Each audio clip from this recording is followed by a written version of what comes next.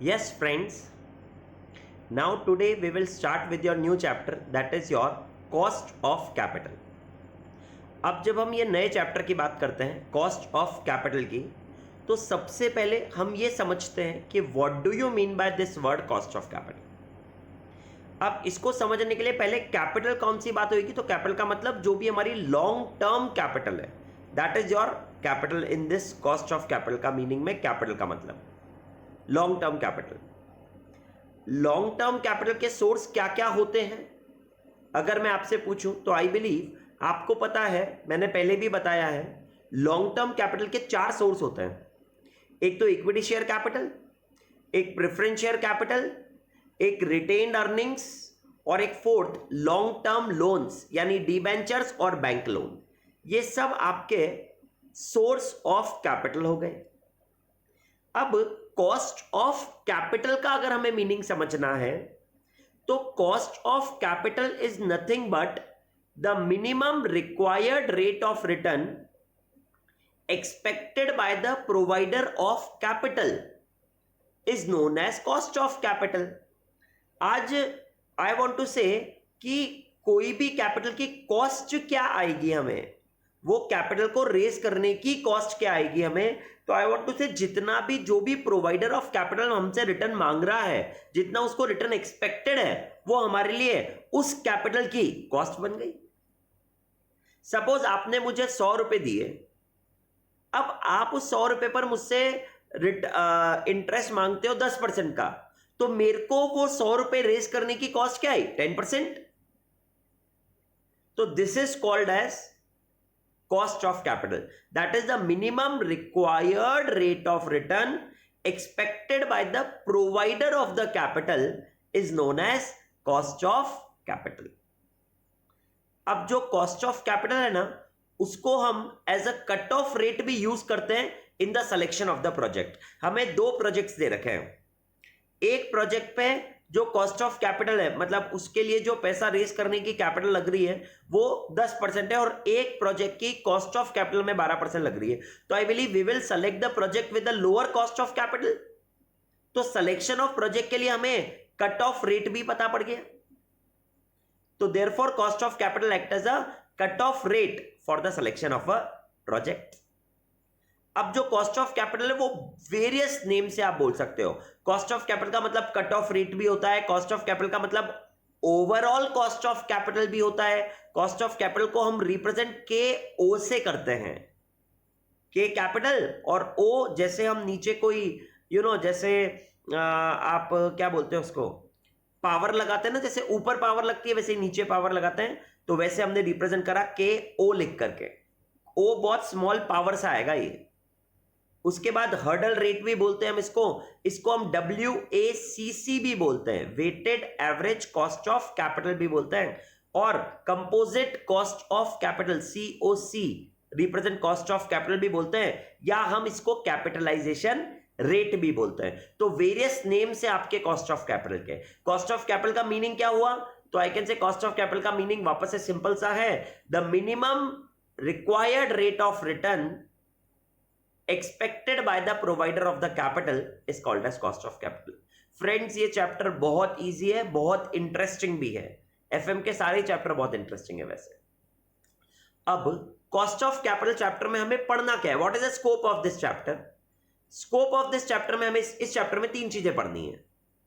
पहला हमें पढ़ना है how to calculate specific cost of capital. दूसरा हमें पढ़ना है how to calculate weighted average cost of capital. और तीसरा हमें पढ़ना है that is your capital structure theories. तो ये 3 चीजें हमें इस चैप्टर में पढ़नी है.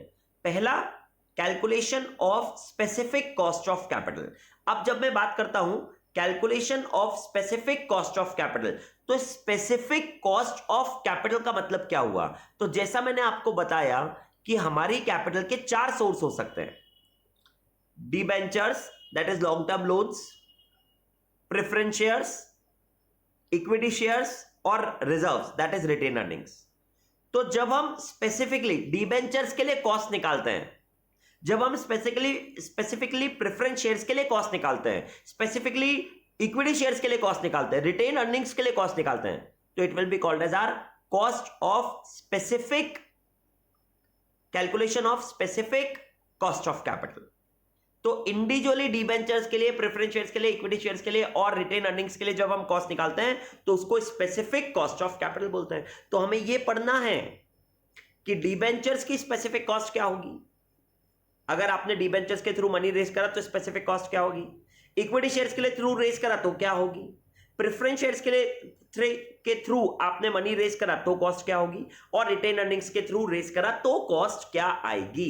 That is what you have to learn in this calculation of specific cost of capital. फिर जब हम बात करेंगे calculation of overall cost of capital, तो सबकी स्पेसिफिक कॉस्ट ऑफ कैपिटल आ गई, सबका अमाउंट हमारे पास रहेगा कि कितना अमाउंट हम इक्विटी से, कितना अमाउंट हम डिबेंचर से, कितना अमाउंट हम प्रेफरेंस शेयर से रेज कर रहे हैं।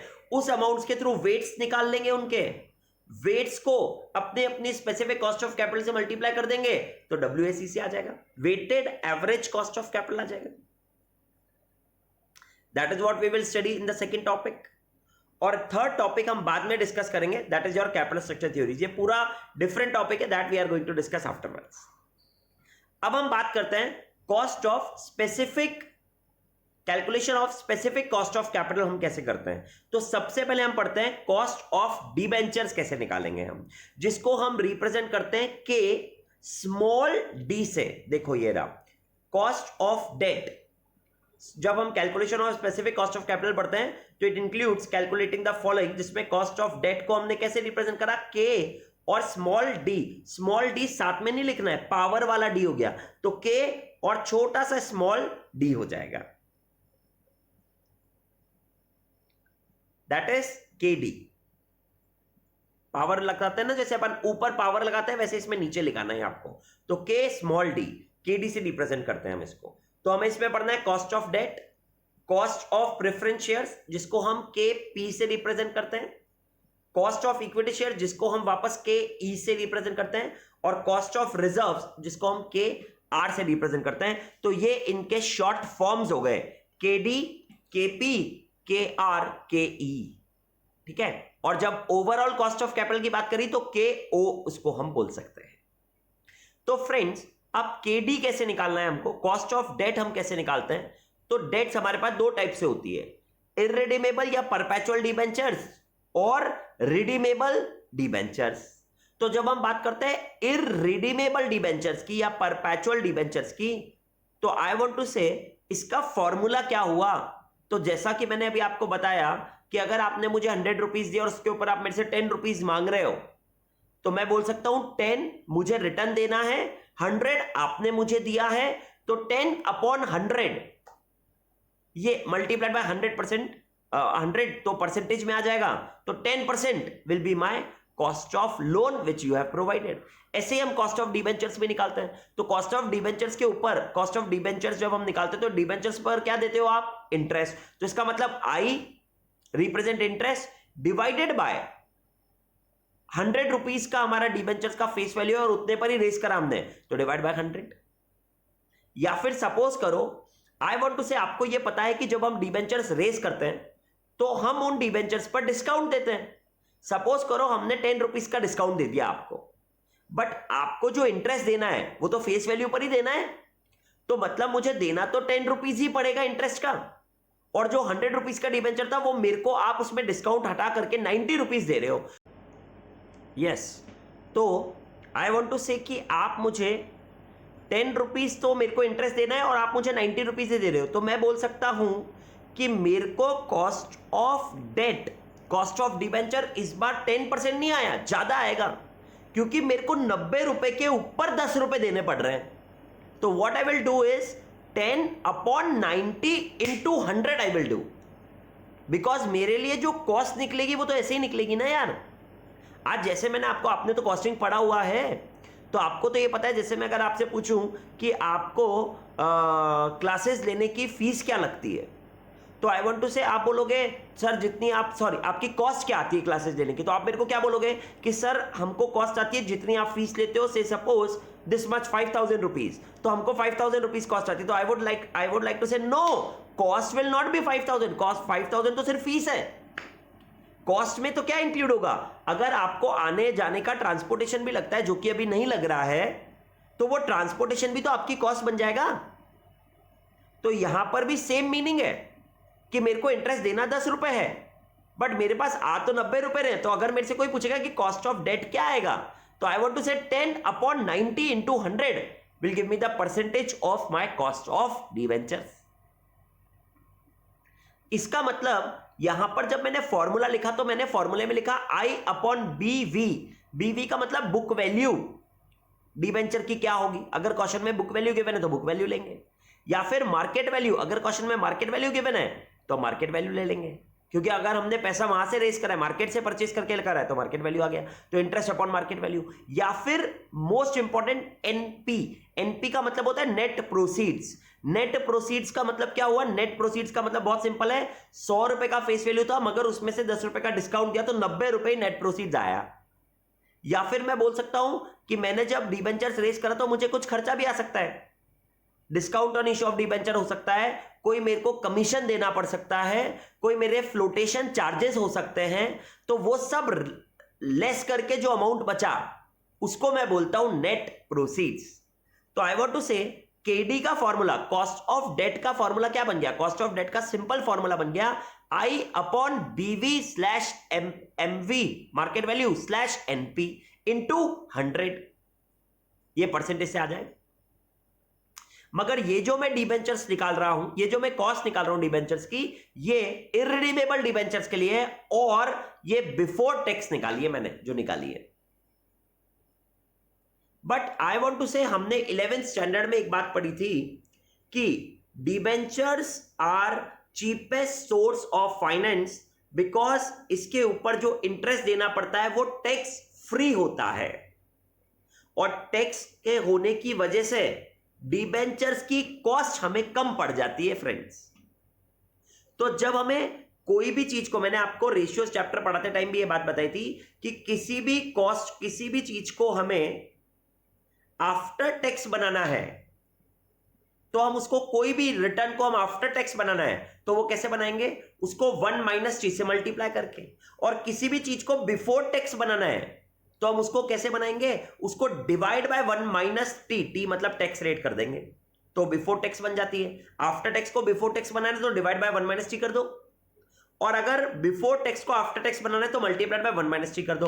तो यहां पर ये जो आपने फॉर्मूला यूज करा केडी का I/BV MV या NP करके इंटू 100 करके, तो ये तो हुआ बिफोर टैक्स। अब इसको अगर आफ्टर टैक्स बनाना है तो मैं बोल सकता हूं I1 - T upon NP BV या MV जो भी गिवन होगा इंटू 100।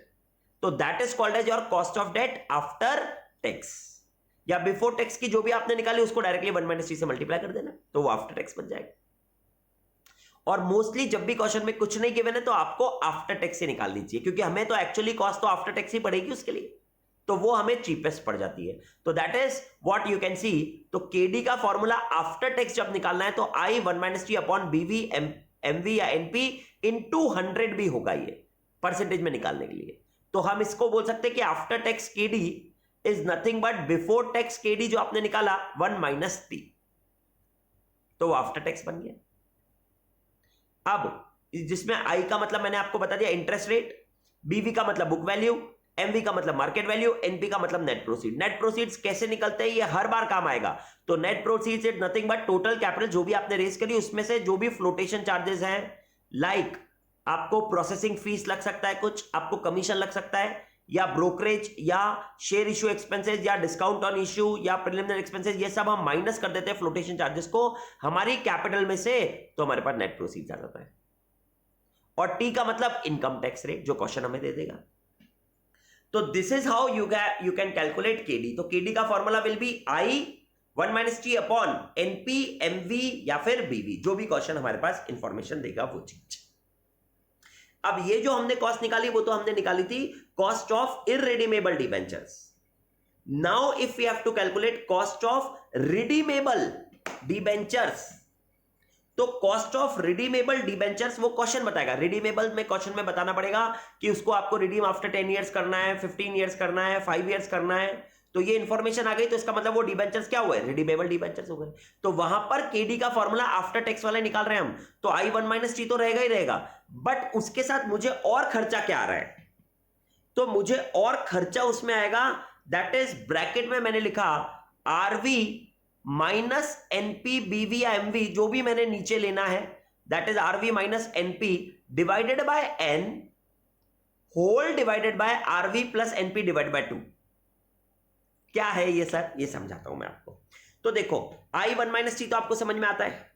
अब आरवी का मतलब होता है रिडम्पशन वैल्यू, एनपी बीवी और एमवी का मतलब आपको पता है, डिवाइड बाय एन, एन का मतलब होता है नंबर ऑफ ईयर्स, और ये RV plus NP divide by 2, ये भी मैं आपको समझाऊंगा ऐसा क्यों कर रहे हैं। तो जब देखो अब मैं आपको एक चीज समझाता हूं फ्रेंड्स, है ना, ये फॉर्मूला क्यों यूज करा हमने, मैं समझाता हूं। 100 रुपए का डिबेंचर्स आज आपने रेस करा, जो कि आपने 10 रुपीज डिस्काउंट पर रेस करा था, तो आपके पास आज रुपए आए 90। 10% रेट ऑफ इंटरेस्ट था, तो आपको देने तो 10% है, और 10 साल बाद ये आप रिडीम करने वाले हो एट द रेट 110 रुपए पर। रिडीमेबल वैल्यू एट प्रीमियम है तो 110 रुपए पर रिडीम करना है।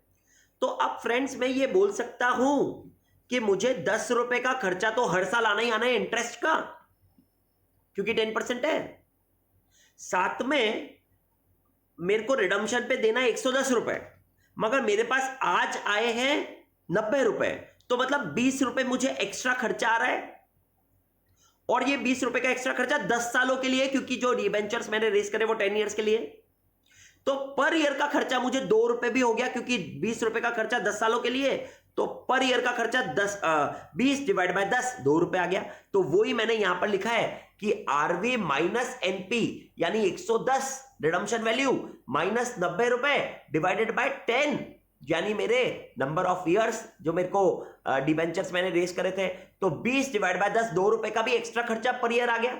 तो 10 रुपए का खर्चा पर ईयर, 2 रुपए का खर्चा पर ईयर डिवाइडेड बाय, अब क्योंकि मेरे को हर साल के लिए देखना है तो मेरे को एवरेज लेना पड़ेगा, और कोई भी चीज का एवरेज कैसे निकालते हैं, opening plus closing divide by 2, तो मैंने यही तो करा है, RV plus NP divide by 2, ये क्लोजिंग वैल्यू, ये ओपनिंग वैल्यू डिवाइड बाय 2, तो एवरेज आ गया। And that is why we have used this formula into 100, आपको करना है परसेंटेज में निकल जाएगा। आई बिलीव समझ में आ गई ये बात। तो रिडीमेबल डिबेंचर्स के लिए जब हमें कॉस्ट ऑफ डेट निकालना है, तो कॉस्ट ऑफ डेट का फॉर्मूला क्या बना, कॉस्ट ऑफ डेट का रिडीमेबल डिबेंचर्स के लिए बन गया I one minus T plus bracket में RV minus NP divided by N. अब वो एनपी लेना है या एमवी लेना है या बीवी लेना है, वो क्वेश्चन की इंफॉर्मेशन पे डिपेंडेड है, और फिर whole divided by RV plus NP divide by 2 into 100 कर देंगे हम, तो हमारे पास रिडीमेबल डेट का भी फॉर्मूला आ गया। अब हम नेक्स्ट पर चलते हैं। ये तो हमने कॉस्ट ऑफ डेट पढ़ लिया, cost of debt before tax, after tax, redeemable, irredeemable, सब पढ़ लिया अब आपने। अब हम बात करेंगे कॉस्ट ऑफ प्रेफरेंस शेयर्स की फ्रेंड्स। तो जब हम कॉस्ट ऑफ प्रेफरेंस शेयर्स की बात करते हैं तो हम रिप्रेजेंट करते हैं के स्मॉल पी से। आई बिलीव आपको ये दिख रहा होगा कि हम लिखते हैं इसको, देखो ऐसे, अब के स्मॉल पी दिख गया ना आपको ये, हाँ, तो हम ऐसे लिखते हैं इसको, cost of debt preference shares को केपी से। अब प्रेफरेंस शेयर्स के ऊपर आप क्या देते हो, डिविडेंड देते हैं, तो जितना भी मनी रेस करा उसके ऊपर डिविडेंड देना है, तो इसकी कॉस्ट का फॉर्मूला क्या बन जाएगा, तो KP will be equals to PD upon BV MV या फिर एनपी इंटू 100। मगर प्रेफरेंस शेयर्स के ऊपर जब डिविडेंड देते हैं तो साथ में डिविडेंड डिस्ट्रीब्यूशन टैक्स भी देना पड़ता है, तो मैं बोल सकता हूं कि PD 1 plus DDT dividend distribution tax, तो ये फॉर्मूला लगा दिया मैंने केपी का, PD 1 plus DDT divide by BV MV और एनपी। अब कोई बोलेगा सर ये तो बिफोर टैक्स है क्या, no, this is after tax only friends, because preference shares के ऊपर जो डिविडेंड देते हो वो हमेशा आफ्टर टैक्स ही होता है। इनकम स्टेटमेंट पता है ना आपको, तो बस वैसे ही होगा ये, और इंटू 100 हम कर देंगे। मगर ये जो आपने प्रेफरेंस शेयर्स की कॉस्ट निकाली, ये निकाली इररिडीमेबल प्रेफरेंस शेयर्स की। जैसे ही वर्ड रिडीमेबल आ जाएगा तो आपको पता है, चाहे वो डिबेंचर्स हो चाहे प्रेफरेंस शेयर्स, रिडीमेबल वर्ड आते ही RV minus NB NV divided by N whole divided by RV plus NP divide by 2, ये चीज ऐड हो जाएगी।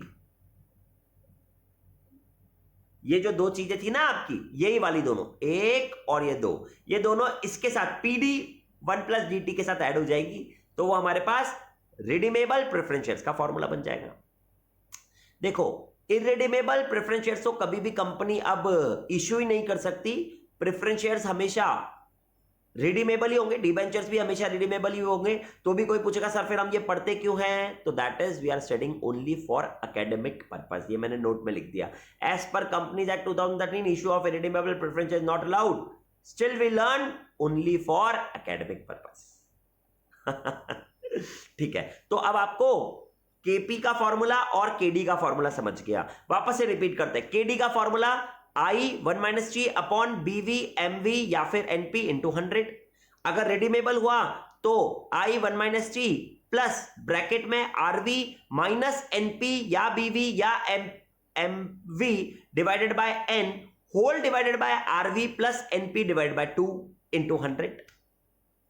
ऐसे ही अब प्रेफरेंस शेयर्स की बात करेंगे तो केपी का formula will be PD 1 + dt whole divided by BV MV या फिर एनपी इंटू 100। और अगर रिडीमेबल हुए तो ये आ गया आपके पास वही same formula PD 1 + ddt plus RV minus NP divided by book value market value, जो भी मतलब होगा, sorry not divide by book value market value, RV minus NP या बीवी या MV whole divided by N and entirely divided by RV plus NP BV MV divided by 2 into 100। PD का मतलब preference dividend, DDT का मतलब dividend distribution tax, RV का मतलब redemption value, NP का मतलब नेट प्रोसीड्स, BV का मतलब बुक वैल्यू, MV का मतलब मार्केट वैल्यू। इन तीनों में से एक ही चीज होगी। N का मतलब number of years for which debentures या preference shares has been raised. तो फ्रेंड्स, KD और KP आप समझ गए। अब हम थर्ड की बात करेंगे, that is your cost of equity shares. अब देखो क्या होता है ना, कॉस्ट ऑफ प्रेफरेंस शेयर्स और कॉस्ट ऑफ डिबेंचर्स निकालने के लिए एक ही अप्रोच है, क्योंकि उसके ऊपर आपको फिक्स्ड इंटरेस्ट या फिक्स्ड डिविडेंड देना पड़ता है। बट जब हम बात करेंगे कॉस्ट ऑफ इक्विटी शेयर्स की, जिसको हम रिप्रेजेंट करेंगे के से, तो ये मोस्ट इंपॉर्टेंट पॉइंट समझने की बात यह है कि इक्विटी शेयर्स के ऊपर रिटर्न फ्लक्चुएटिंग होता है। तो जब इक्विटी शेयर्स का रिटर्न फ्लक्चुएटिंग होता है तो उसको कॉस्ट ऑफ इक्विटी कैलकुलेट करने की अप्रोच भी बहुत सारी हो सकती है। डिफरेंट अप्रोचेस हो सकती है for calculation of cost of equity, because return on equity is fluctuating. तो अब हम एक एक करके वो पढ़ेंगे। Since there is no fixed return for equity share holders, there are many approaches to calculate KE calculate करने के मैनी अप्रोचेस हो सकते हैं। तो पहला अप्रोच होता है जिसको हम बोलते हैं डिविडेंड यील्ड अप्रोच या फिर डिविडेंड प्राइस अप्रोच। इसमें केई का फॉर्मूला क्या बनता है, बहुत सिंपल सी बात है फ्रेंड्स, प्राइस पर शेयर यानी P0 जिसको हम बोलेंगे, रिप्रेजेंट करेंगे, जो आज की करंट मार्केट प्राइस है उसको P0 से रिप्रेजेंट करते हैं। और डिविडेंड यील्ड अप्रोच बोलता है कि आपके लिए आपने एक शेयर आज मार्केट से खरीदा और वो शेयर जब आपने मार्केट से खरीदा तो आपने मार्केट प्राइस दी कंपनी को, और आपको क्या एक्सपेक्टेड है कंपनी से, आपको एक्सपेक्टेड कंपनी इसमें डिविडेंड देगी आपको। तो यानी डिविडेंड यील्ड अप्रोच में कॉस्ट ऑफ इक्विटी कंपनी को क्या पड़ी, तो कंपनी को देना है डिविडेंड, और जो मार्केट प्राइस आपने लगाई वो कंपनी को मिल रही है। तो that is DPS dividend per share divided by MPS market price पर शेयर या फिर नेट प्रोसीड्स इनटू 100 कर दिया, तो ये डिविडेंड यील्ड अप्रोच हो गया। तो डीपीएस डिवाइडेड बाय एमपीएस या फिर net proceeds into 100, it will give you the formula of केई। और सेकेंड अप्रोच आपकी होती है जिसको हम बोलते हैं अर्निंग यील्ड या अर्निंग प्राइस अप्रोच, जहां पर we are not concern with the dividend per share but we are concern with the earning per share. तो यहां पर second formula for earning yield approach का या फिर अर्निंग प्राइस अप्रोच का बन जाएगा K E equals to EPS, DPS की जगह ईपीएस अपॉन एमपीएस या फिर एनपी इनटू 100। तो करना ही है, सब जगह परसेंटेज में निकालते हैं क्योंकि हम ये सब चीजें। बोलो आपको बात समझ में आ रही है ना पूरी? चलो, तो ये हमने पढ़ा डिविडेंड यील्ड अप्रोच, फिर हमने पढ़ा अर्निंग यील्ड अप्रोच। अब हम थर्ड बात करते हैं डिविडेंड यील्ड ग्रोथ अप्रोच, बहुत इंपॉर्टेंट है, जिसको हम गॉर्डन्स फॉर्मूला भी बोलते हैं या फिर हम इसको डिविडेंड डिस्काउंट मॉडल भी बोलते हैं। डिविडेंड डिस्काउंट मॉडल या फिर कांस्टेंट ग्रोथ मॉडल, तो ये चारों नाम हो सकते हैं इसके। That is dividend yield plus growth approach या फिर गॉर्डन्स फॉर्मूला या फिर डिविडेंड डिस्काउंट मॉडल, या फिर कांस्टेंट ग्रोथ मॉडल। अब जब आप ये पढ़ते हो तो इसमें केई का फॉर्मूला बनता है D1 अपॉन P0 या MP, P0 या MP प्लस G, ये G अलग से, तो D1 upon P0 plus P0 slash MP into 100 और फिर प्लस G अलग से करना है आपको। तो ये फॉर्मूला बनेगा आपका KE का एज पर गॉर्डन्स फॉर्मूला। ये तीनों में से सबसे इंपॉर्टेंट यही फॉर्मूला है। अब D1 का मतलब expected dividend at the end of year is called as D1। मतलब अगर क्वेश्चन में करंट डिविडेंड दिया होगा तो उसको D0 बोला जाएगा। जैसे मार्केट प्राइस में भी अगर करंट मार्केट प्राइस लेना है तो उसको P0 बोलेंगे, but expected market price at the year and 1 बोलना है तो उसको P1 बोलेंगे। तो यहां पर जो फॉर्मूला है वो है expected dividend D1 upon P0, यानी P0 मतलब करंट मार्केट प्राइस और D1 मतलब expected dividend at the end of year 1 और प्लस G का मतलब ग्रोथ रेट। ये क्वेश्चन देगा आपको। अब बट क्वेश्चन में समटाइम्स D1 की जगह D0 ही होगा। क्वेश्चन बोल देगा company paid dividend of ₹2 last year और ग्रोथ रेट 10% है। तो अब आपके फॉर्मूले में यहां 2 नहीं आएगा क्योंकि वो तो लास्ट ईयर का है, वो तो D0 है। आपको D0 से पहले D1 निकालना पड़ेगा। तो वो D0 से D1 कैसे निकलेगा? तो आई कैन से 2 जो लास्ट ईयर का डिविडेंड था उसमें प्लस करना है ग्रोथ रेट अलग से, 10% अलग से, तो वो 2.1 ये आपका एक्सपेक्टेड डिविडेंड हो गया एट द ईयर एंड 1। तो वो आपका यहां पर आ जाएगा 2.1। उसको डिवाइड करना है करंट मार्केट प्राइस से, P0 लेना है, P1 नहीं लेना है, P0 ही लेना है और इंटू 100 कर दोगे तो 2.1 डिवाइडेड बाय सपोज 21 होता तो 10% तो ये आ गया, प्लस G 10% अलग से था ही से तो प्लस 10, तो 20% आपका आंसर आ जाएगा KE का। G अलग से भी करना है, पहले D0 से D1 बनाने के लिए भी G ऐड करते हैं और फिर KE निकालने के फॉर्मूले में भी G अलग से ऐड करते हैं। तो ये हमारा गॉर्डन्स फॉर्मूले से कैसे आया? तो एक्चुअली गॉर्डन फॉर्मूले से इक्विलिब्रियम प्राइस निकालनी थी। गॉर्डन ने ये कैलकुलेट करा था, गॉर्डन ने ये बताया था कि कभी भी कोई शेयर की इक्विलिब्रियम प्राइस निकालनी है। आज जितने भी शेयर्स आपके NSE BSE में ट्रेड होते हैं और आपको निकालना है कि इन शेयर्स की प्राइस क्या होनी चाहिए, what should be the equilibrium price of the shares. तो उसके लिए गॉर्डन ने फॉर्मूला कैलकुलेट करा था और वो गॉर्डन ने फॉर्मूला बनाया था P0। ये P0 को वो इधर ले गया था, P0 कैलकुलेट करना है मुझे, तो उसने फॉर्मूला बताया D1 upon KE minus G। ये फॉर्मूला बताया था गॉर्डन ने। देखो ये रहा, the above formula is actually derive from the following formula to develop to calculate fair value. कोई भी इक्विटी शेयर्स की फेयर वैल्यू निकालनी है, इंट्रिंसिक वैल्यू निकालनी है, ऑप्टिमम इक्विलिब्रियम प्राइस निकालनी है, जस्टिफिएबल प्राइस निकालनी है, डिफरेंट नेम्स है, थियोरेटिकल प्राइस निकालनी है, प्रोबेबल प्राइस निकालनी है, एस्टिमेटेड मार्केट प्राइस निकालनी है ऑफ द शेयर।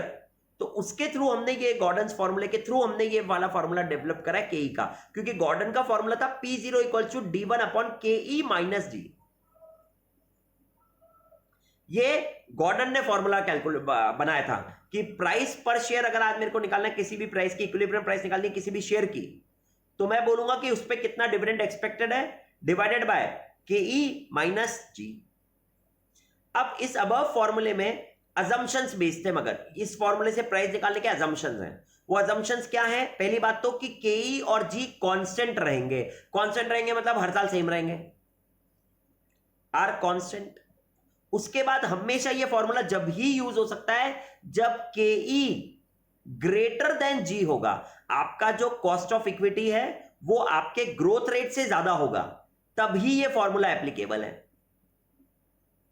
ठीक है, तो ये दो बातें थी, बट हमारे को तो यहां पर यही फॉर्मूला KE के लिए लगाना है। तो हमने इसमें से ये फॉर्मूले में से जो KE उधर लेगा, तो KE माइनस G उधर गया तो P0 तो नीचे आ गया।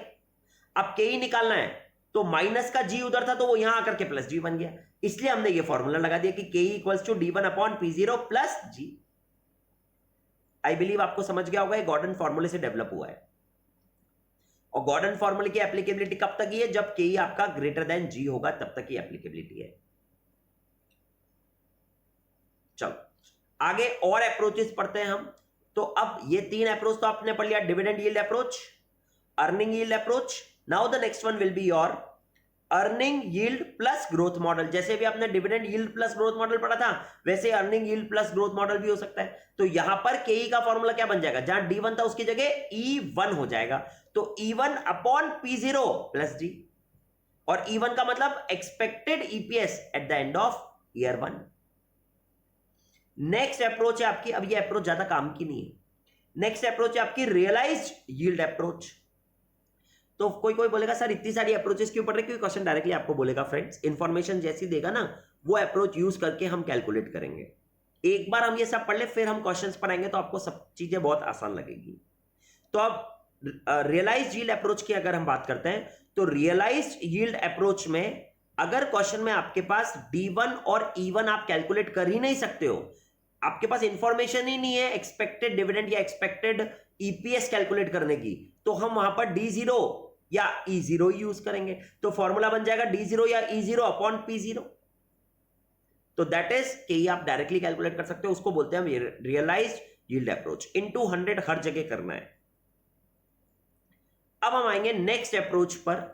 तो नेक्स्ट अप्रोच इसमें जो आती है उसका नाम है आपका कैपिटल एसेट प्राइसिंग मॉडल। ठीक है फ्रेंड्स, तो नेक्स्ट अप्रोच है आपकी capital asset pricing model, CAPM approach.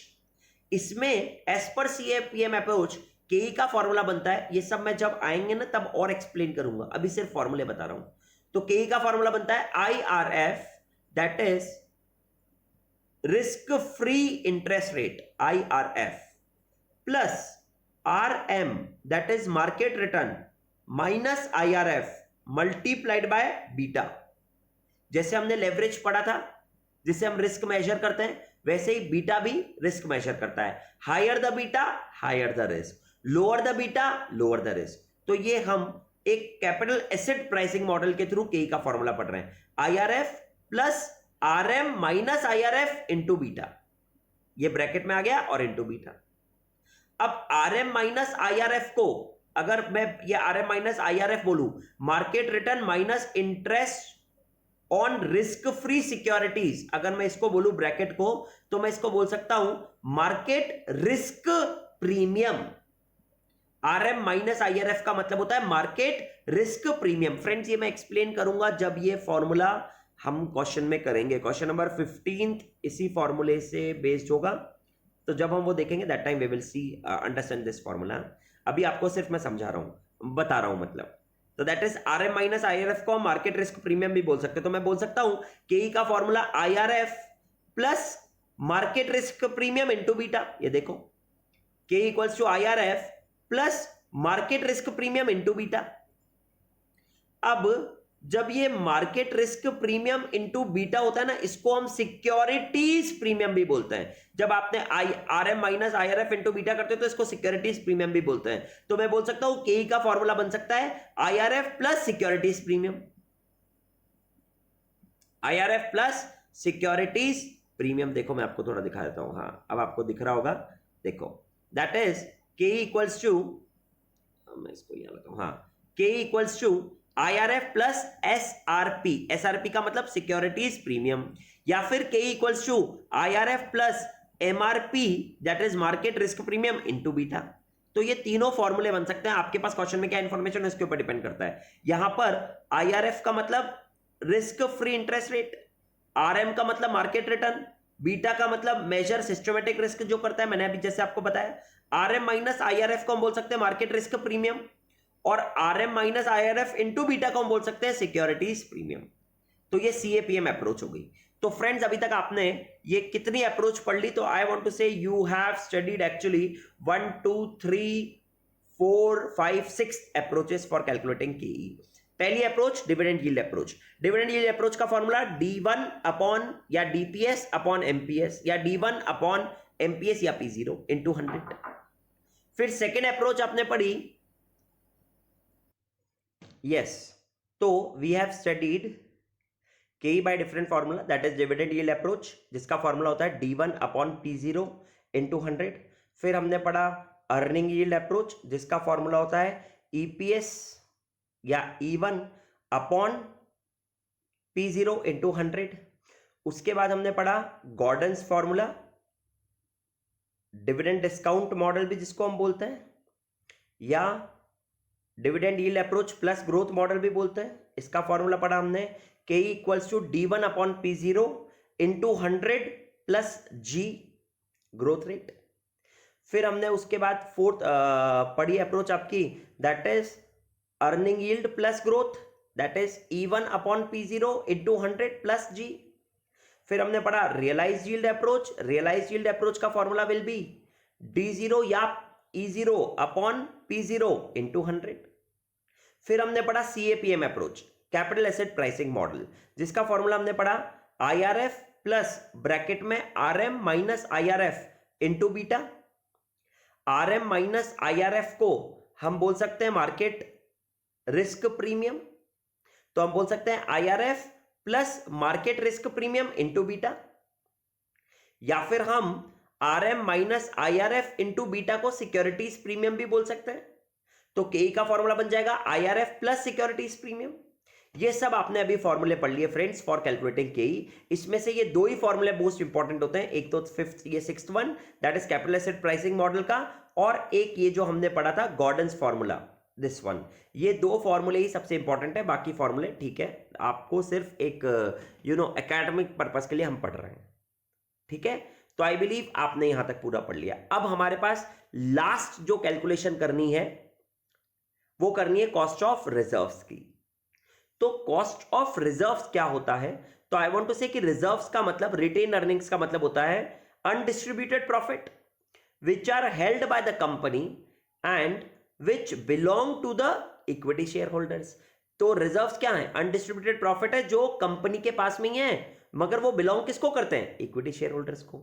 If these reserves were distributed to the equity share holders, they would have invested in various available options to get maximum return। भाई अगर आपने इन reserves को distribute कर दिया equity share holders को, तो वो उसको क्या करेंगे? वो उसको इन्वेस्ट कर देंगे वेरियस अवेलेबल ऑप्शंस जो भी उनके पास होंगे, जिससे वो मैक्सिमम रिटर्न अर्न कर पाए। तो therefore cost of reserve is that opportunity cost. तो जितना वो अर्न कर सकते थे, एक्चुअली कॉस्ट ऑफ रिजर्व्स वो हमारे लिए कॉस्ट, वही उनको जो अपॉर्चुनिटी कॉस्ट हो रहा है वो हमारे पास ही पैसा रह गया, तो that opportunity cost is called as your cost of reserves. But in absence of information हमेशा ध्यान रखना, cost of equity is equals to cost of reserve. मतलब KR will always be equal to KE if nothing is given. Cost of reserve is that opportunity cost. In absence of any information, cost of reserve is equals to cost of equity, therefore KR will always be equal to KE. While calculating KR, flotation charges should be ignored। हाँ बस ये वाली बात ध्यान रखनी है, बहुत important बात है ये, कि आपने जब KE निकाला तो आपने NP यूज करा था, नेट प्रोसीड्स यूज करा था, बट KR निकालते टाइम KE के बराबर ही होता है KR, मगर KR निकालते टाइम नीचे NP की जगह सिंपल आपको बुक वैल्यू ही लेना पड़ेगा। वहां पर फ्लोटेशन कॉस्ट माइनस करने का जरूरत नहीं है, क्योंकि रिजर्व्स को रेज करने के लिए थोड़ी कोई फ्लोटेशन कॉस्ट लगती है कंपनी का। ओके, तो that is how we have learn all the specific cost जो हम कैलकुलेट कर सकते हैं। पहली कॉस्ट केडी का फॉर्मूला रिपीट नहीं करने की जरूरत है, केपी का फॉर्मूला रिपीट करने की नहीं जरूरत है, केई का फॉर्मूला रिपीट करने की जरूरत नहीं है, ये अभी बहुत बार रिवाइज करवा दिया मैंने आपको। और KR in absence of information KR equals to KE। तो ये हमने स्पेसिफिक कॉस्ट ऑफ कैपिटल पढ़ ली फ्रेंड्स। अब कभी कभार क्वेश्चन में आपके पास लोन भी गिवन होगा, तो लोन भी गिवन होगा तो उसको रिप्रेजेंट करेंगे KL से, स्मॉल l से, और उसका फॉर्मूला भी वही बन जाएगा I, उसके ऊपर इंटरेस्ट देना है हमको 1 - T अपॉन जितना भी अमाउंट आपने रेज करा into 100, that is net proceeds into 100। तो फ्रेंड्स ऐसे हम कॉस्ट निकाल सकते हैं। अब इसके बाद हम पढ़ेंगे सेकेंड टॉपिक जो हमें पढ़ना होगा इस चैप्टर का, लास्ट है, that is calculation of overall cost of capital, या फिर WACC जिसको हम बोलते हैं। तो ये ओवरऑल कॉस्ट ऑफ कैपिटल और WACC आप कैसे निकालोगे?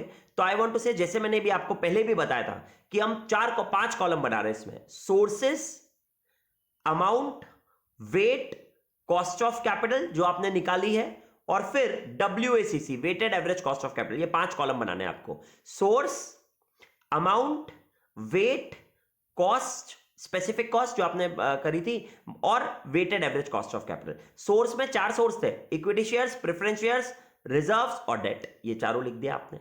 चारों का अमाउंट लिख दोगे आप, जो भी क्वेश्चन में गिवन होगा, जैसे जैसे आपने रेस करा होगा वो अमाउंट आ गया। फिर हम इसके वेट्स निकालेंगे, अमाउंट्स के वेट्स कैसे निकालते हैं, तो टोटल इस अमाउंट का टोटल कर दिया, 10, 20, 30, 40 होता, तो 10, 20, 30, 40 टोटल मिलाकर के 100 हो गया। तो ये मैं यहां 100 का 1 वेट हो गया टोटल। अब 10 का वेट 0.1, 20 का वेट 0.2, 30 का वेट 0.3 और 40 का वेट 0.4।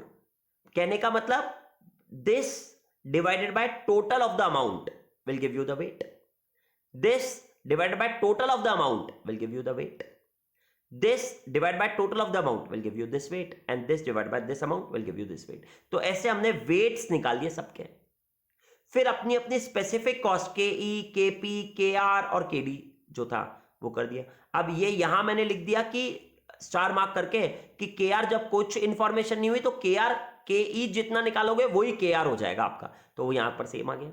फिर इसको वेट्स को अपनी स्पेसिफिक कॉस्ट से मल्टीप्लाई करेंगे। 0.1 मल्टीप्लाइड बाय सपोज 20 निकाला था, तो 0.1 इंटू 20 तो 2 आ गया। सपोज ये 0.2 था, तो 0.2 इंटू आपने 15 निकाला था इसका, तो 0.2 इंटू 15 3 आ गया। ऐसे ही ये सब मल्टीप्लाई करके आप ये निकाल दोगे, इसको इन सबको ऐड कर देंगे हम, तो ये बन जाएगा आपका WACC, that is called as your weighted average cost of capital. चलो, तो आई बिलीव आपको ये weighted average cost of capital कैसे निकालते हैं वो भी समझ गया। सिर्फ और सिर्फ अब हमें ये समझना है कि यहां पर जो ये वेट्स लेते हैं हम, वो वेट्स हम 3 टाइप से ले सकते हैं। ये लास्ट टॉपिक है, फिर हम क्वेश्चंस पर आएंगे। तो ये जो वेट्स हम लेते हैं वो हम वेट्स 3 तरीके से ले सकते हैं फ्रेंड्स। पहला तरीका होता है वेट्स लेने का, that is market value weights.